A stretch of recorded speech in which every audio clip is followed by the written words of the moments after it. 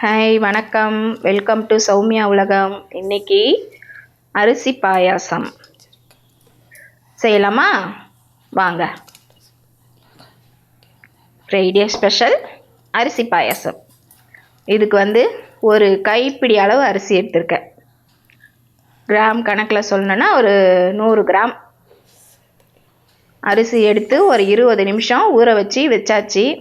இப்போ கடாய் பற்ற வச்சு அதில் சுடு தண்ணி வச்சுருக்கேன். ஒரு சொம்பு தண்ணி ஊற்றிருக்கேன்.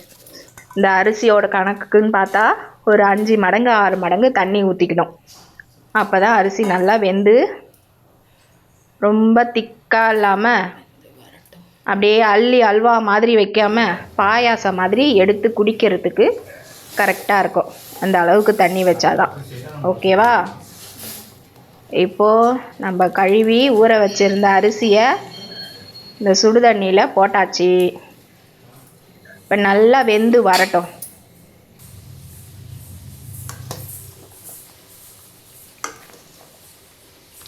நல்லா வெந்துடணும். ஆனால் ரொம்ப குழஞ்சு போயிடக்கூடாது, அது முக்கியம். எடுத்து காட்டுறேன் பாருங்க. நல்லா வெந்துருச்சு, ஆனால் குழஞ்சி போல வெந்துடுச்சு. அரிசியாக இல்லை, குழஞ்சும் போல இந்த பக்குவத்தில் இருக்கா? சரி. இப்போ நம்ம பால் வச்சுருக்கேன். நான் பக்கத்தில் சூடாக காய்ச்சி தான் வச்சுன்னு இருக்கேன். அந்த பாலை இதில் சேர்த்துடலாம். 1/2 லிட்டர் பால். இது பால் நல்லா திக்காக, எனக்கு பால் டேஸ்ட்டு வேணும், நல்லா ஹை லெவலில் ரிச்சாக வேணும்னு நினைக்கிறவங்க 1 லிட்டர் பாலை சேர்த்து நல்லா சுண்ட வச்சுட்டு மறுபடியும் இன்னொரு 1/2 லிட்டர் காய்ச்சி ஊற்றலாம்.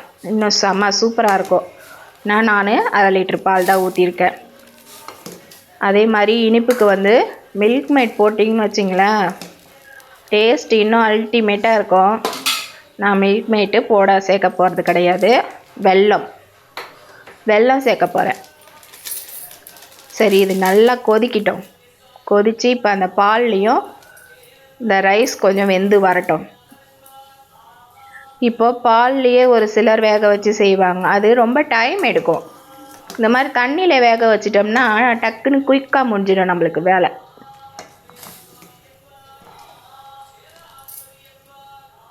தண்ணியில் வேக வச்சாலும் பாலில் வேக வச்சாலும் டேஸ்ட்டு ஒரே டேஸ்ட்டு தான்.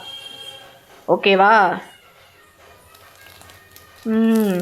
இப்போ வெல்லம் 1/4 கிலோ வெல்லம், 1/2 லிட்டர் பால், ஒரு சொம்பு தண்ணி, 100 கிராம் அரிசி, 1/4 கிலோ வெல்லம். இப்போ இன்னொரு கேள்வி வரும், வெல்லம் சேர்க்கும் போது பால் திரிஞ்சிடுமே அப்படின்னு. கண்டிப்பாக பால் திரிய தான் செய்யும். பால் திரியாமல் வேணும்னா இதை பாயசத்தை கீழே இறக்கி வச்சுட்டு இதோட சூடு கொஞ்சம் ஆறணும். அதே மாதிரி வெல்லத்தையும் பாகு எடுத்து அதோட சூடும் ஆறணும். ஆற வச்சு நம்ம இதில் ஊற்றினோம்னா பால் திரிஞ்சு போகாது.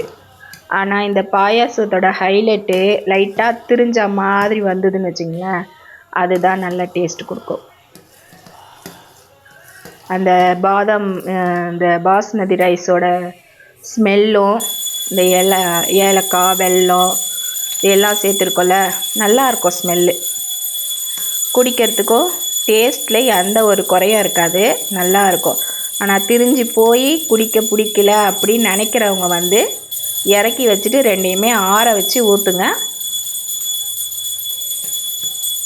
பால் திரிஞ்சு போகாது. இப்போ இதில் இந்த பாதாம் பவுட்ரு வரும் பார்த்திங்களா, மிக்ஸு, அது ஒரு பேக்கெட் சேர்த்துருக்கேன் நான். அது சும்மா ஒரு வாசனைக்கும் கலருக்கும். இது குங்குமப்பூ சேர்ப்பாங்க. நம்மகிட்ட குங்குமப்பூலாம் இல்லை. நான் பாதாம் பவுட்ரு அந்த மிக்ஸு ஒரு பேக்கெட் வாங்கி இதில் சேர்த்துருக்கேன். சேர்த்துட்டு இது நல்லா கொதிக்கிட்டோம்.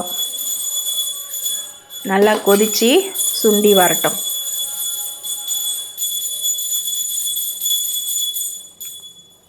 இன்னும் கொஞ்சம் நல்லா கொதித்து சுற்றி அந்த சைடில் தங்குறதெல்லாம் அது உள்ளே எடுத்து விட்டு கொதிச்சிட்டே இருந்ததுன்னு வச்சிங்களேன், நல்லா சுண்டி வந்தால் நல்லா டேஸ்ட் இன்னும் அட்டகாசமாக இருக்கும். அதுக்குள்ளே கொஞ்சம் பாதாம் முந்திரி இதெல்லாம் வந்து முழுசு முழுசாக இருக்கிறதெல்லாம் நான் 2 உடச்சி வச்சுக்கிறேன். பாதாமை கொஞ்சம் நசுக்கி வச்சுக்கிறேன். இது கொதிச்சிட்டு இருக்கும் போதே சைடில் இந்த வேலையெல்லாம் செஞ்சுக்கலாம். சாரப்பருப்பு இருந்ததுன்னா போட்டிங்கன்னா சின்ன பசங்கள்லாம் அழகாக அதை எடுத்து சாப்பிடும் போது வாயில் கடிப்படுமா, விரும்பி சாப்பிடுங்க பசங்க. சாரப்பருப்பு இருந்தால் கண்டிப்பாக மிஸ் பண்ணாமல் போடுங்க. இதில் சேர்க்கறதுக்கு வந்து பாதாம், பிஸ்தா, முந்திரி எல்லா பருப்புமே சேர்க்கலாம், எல்லா நட்ஸும். ஆனால் நான் வந்து முந்திரியும் பாதாம் இது 2 தான் சேர்க்க போகிறேன். இது 2 சேர்த்து செய்யும் போதே சூப்பர் டேஸ்ட் இருக்கும். டேஸ்ட்டை சும்மா சொல்ல முடியாது போங்க, அந்த அளவுக்கு அல்டிமேட்டாக இருக்கும். சௌமியா உலகம் சேனல் இப்போ தான் ஃபஸ்ட் டைம் பார்க்குறதா இருந்தால் சேனலை மறக்காமல் சப்ஸ்கிரைப் பண்ணி வச்சுக்கோங்க. பாயாசம் சொல்லி கொடுத்த மெத்தடு புரிஞ்சிருந்தா ஒரு லைக் கொடுங்க. உங்களோட கருத்துக்களை கமெண்ட் பாக்ஸில் போடுங்க.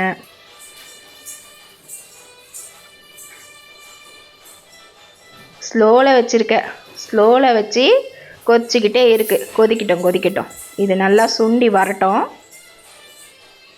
அதுக்கப்புறமா இது நல்லா சுண்டி வந்ததுக்கப்புறம் இதை நம்ம தாளித்து ஊற்றிக்கலாம்.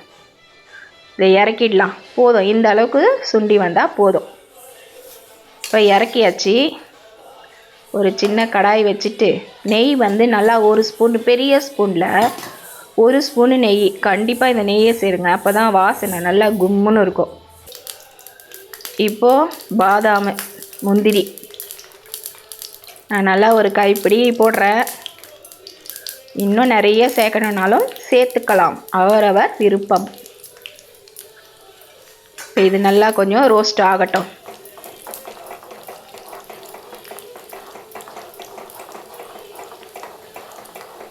நல்லா ப்ரௌன் கலரில் வந்ததுக்கப்புறமா இதை எடுத்து அப்படியே நம்ம பாயாசத்தில் சேர்த்துடலாம்.